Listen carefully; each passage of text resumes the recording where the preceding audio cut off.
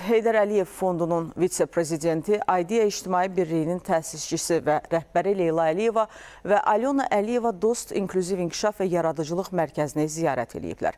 Ziyarət zamanı mərkəzdə hazırlanan əl işlərinin satışı portalının hazırlanması ilə bağlı pilot layihə də təqdim edilib.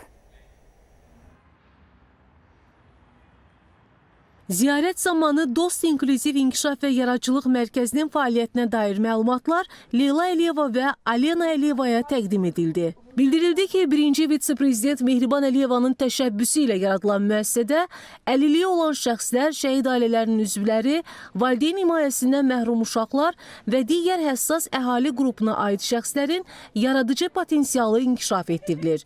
2021-ci ildə açılışı olan mərkəz Cənubi Qafqazda ilk və ən böyük inklüziv yaradıcılıq və inkişaf məkanıdır.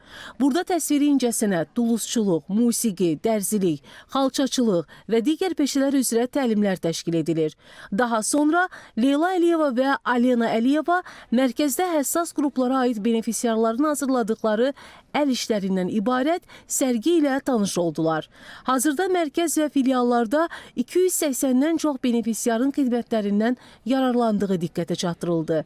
Heydər Əliyev Fondunun vitse-prezidenti, Aidiya İctimai Birliyinin təsisçisi və rəhbəri Leyla Əliyeva və Alyona Əliyevaya həmçinin mərkəzdə hazırlanan əl işlərinin satışı portalının hazırlanması ilə bağlı pilot layihəyə dair məlumat da verildi.